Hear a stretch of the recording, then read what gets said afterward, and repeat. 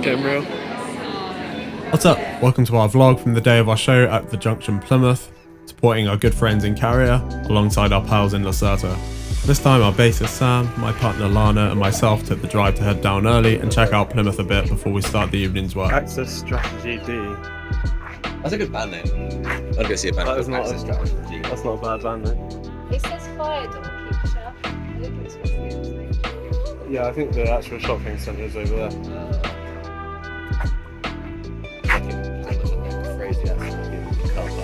Parked in the Drake Circus multi-story and struggled to find the exit for a bit before admiring the IKEA disabled parking spaces and moving on into the shopping centre.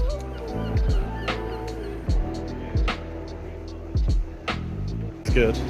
Also, it is hilarious that the guitar player, he had like a gold top Gibson Les Paul, but he'd put fucking EMGs in it.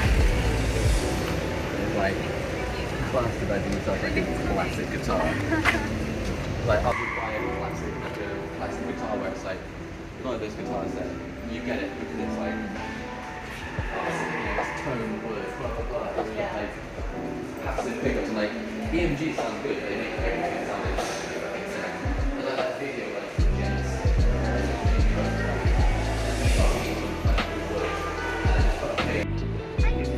This is actually the first time I've been to Drake Circus in around 10 years and I'm getting major nostalgia from visiting with my parents and grandparents when I was younger. I used the strap for 2 seconds in a break. So, out of the order that I got, the fairy lights had a battery bit that wasn't working that I had to check myself. And there's a Taco Bell.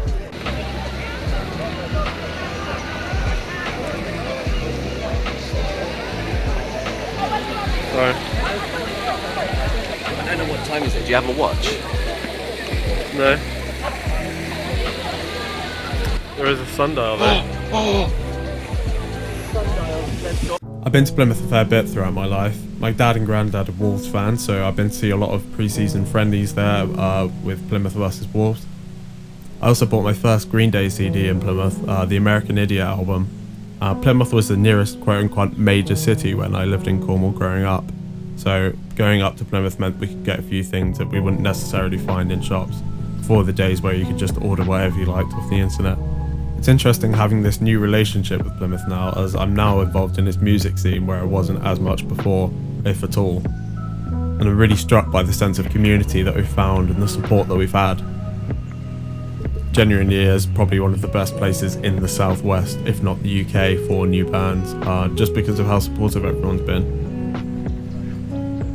So I'm perfectly aware that we're doing the more touristy parts of the city here. Honestly, we just came out of Drake Circus car park and carried on walking. Let me know in the comments if there's somewhere more unique we should be checking out. No doubt there is, I'm just a tourist. Please have mercy and just show me the good bits. Hit me up in the comments. This is me when I'm getting married. So as we're walking through, Sam recalls a past Plymouth visit where someone asked him to help them rob a bank. Wait, what? Rob a bank. If I go in and distract, if you go in and distract them, and I'm going to go round the back, and we were just like, no, we're not going to help you rob a bank, to be honest. No.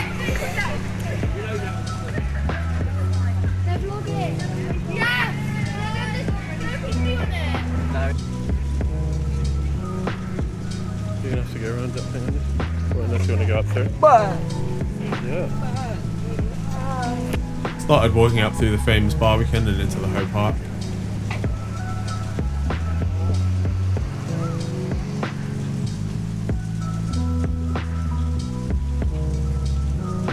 With a huge memorial monolith set out the front of it. Plymouth is of course a town with rich military and naval history, represented somehow in each area of the city. It's hard to turn a corner without being reminded of it in its architecture or otherwise.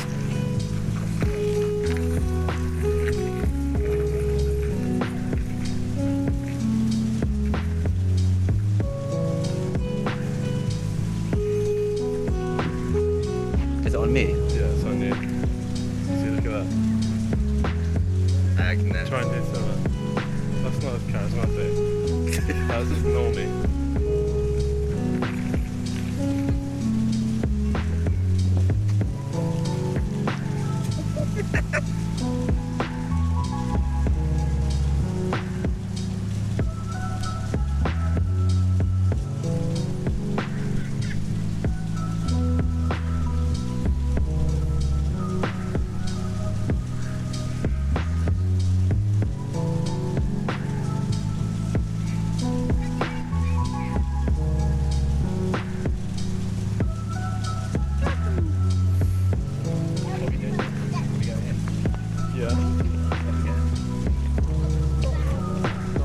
So foolishly, like a bad Brit, I forgot to bring a bottle of water, but luckily that meant we had to stop at a cute cafe with an amazing seaside garden next to it that I initially missed and had to be pointed to.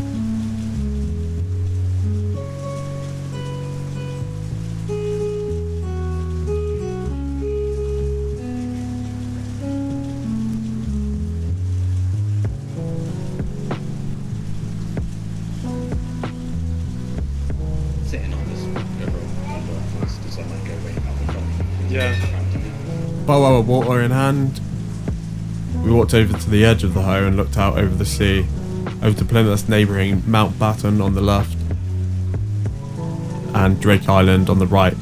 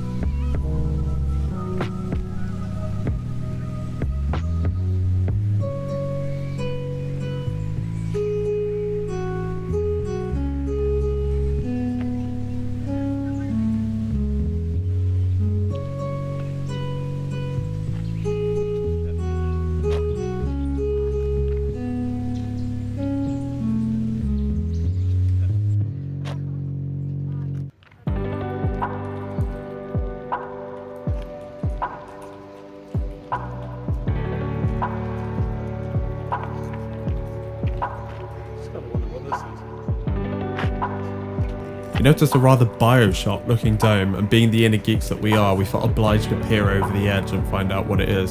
Turns out it's actually a restaurant with some lovely sea views. Nothing sinister, but Sam couldn't resist the opportunity to mention the choice name of the large NPCs in game. No, kinky enough. Big Daddy.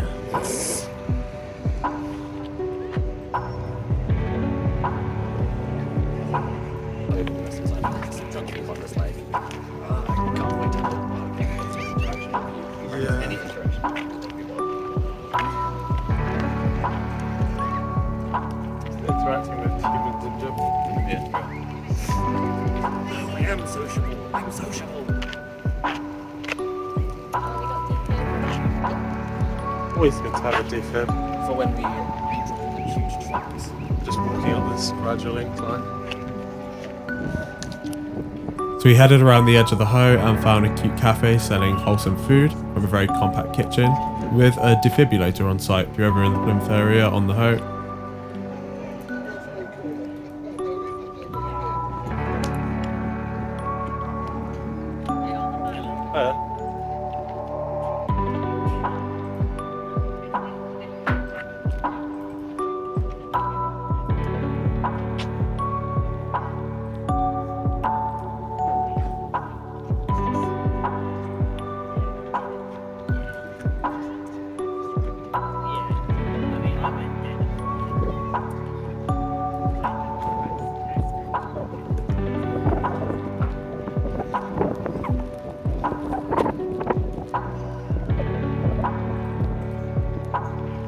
After checking out the edges around Drake Island, we headed back up to the car park of the Hoe and started to head back into town.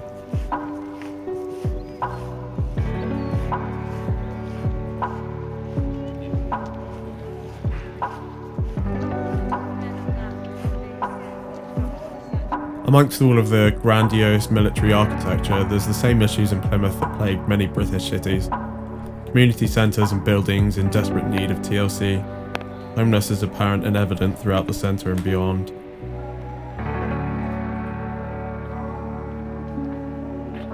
And I'm sure it's all like those premium ones. Yeah, literally. And so it's like, well, there's going to be a huge like student population, but there's no more like dentists, there's no more GPs, there's no more like hospitals. Like, they keep building fucking housing because obviously it's like the most profitable thing. Where it's like, oh, we can just make this apartment block and then just start making like £1,500 a month of every fucking room.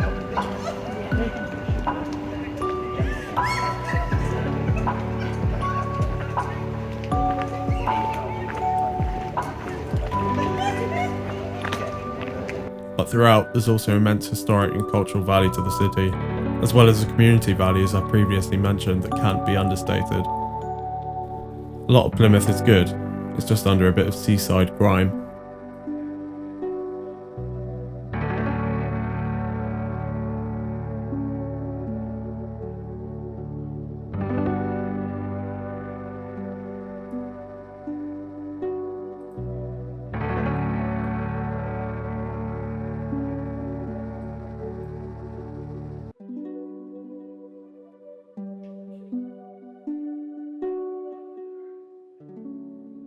We double back through the market this time to have a gander at things you wouldn't necessarily find on the high street.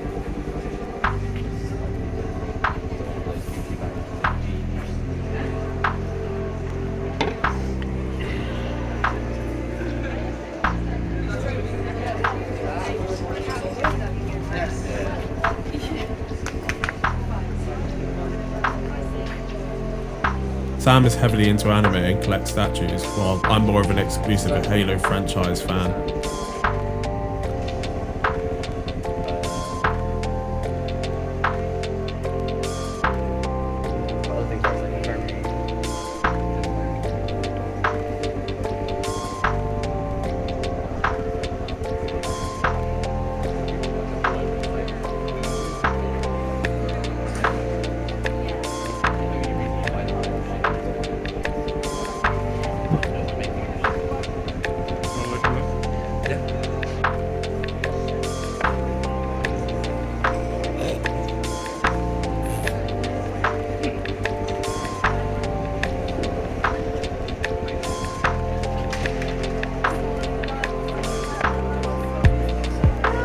Sadly, I'd already stuffed my face with service station food by this point.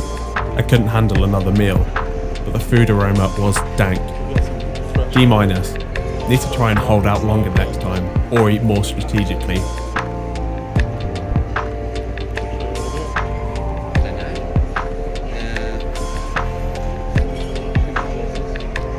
Let's go this way. I think I saw something music related at the end. Let's go this way. To the right. The smell of food is making me hungry.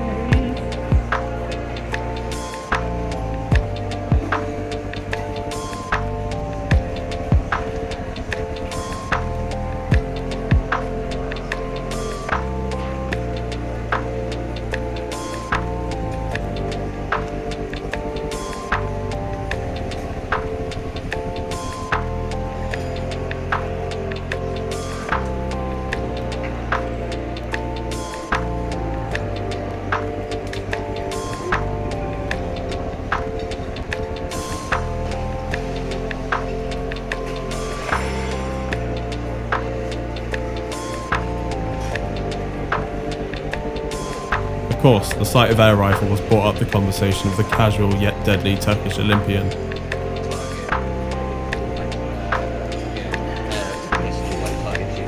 Yeah, I used to do it with clubs and scouts. Both the Korean shooter came first place and last time came second. So like the most insane order. Yeah. Like the Korean shooter when she like takes the shot, breaks the lock, and like lifts up, I think up to the sound goes like. And then the fucking Turkish pilot just like pulls up, no gear, no special. We had a look around for a specific shop Sam remembered from his youth, but couldn't find the exact one. Was that the shop that you were talking about? I think so. Final Frontier. Must be.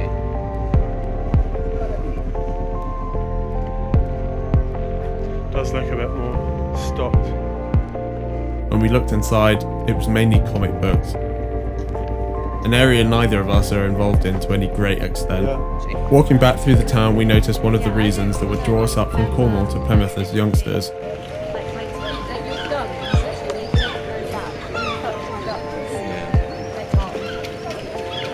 Banana off to the right, left. Blue banana! Yo! Even though you said right, I still did that. So, Blue Banana, the emo and alternative mecca, where I purchased a Suicide Silence shirt that my mum still wears to gigs to this day. Oggy Oggy supplied a Chelsea bun. Always got room for the sweets, and I had to have some local bakes at least. Made the obligatory pre-gig stop to the guitar store where I picked up Lewis a new fret wraps from Sound Unlimited. After the previous one on my guitar went walkies.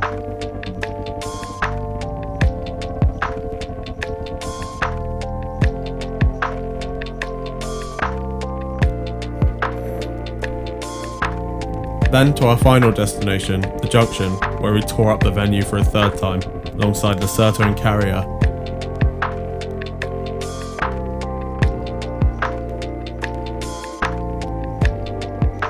And I finally got to unleash the first version of the Cober mouth Bubble Pit.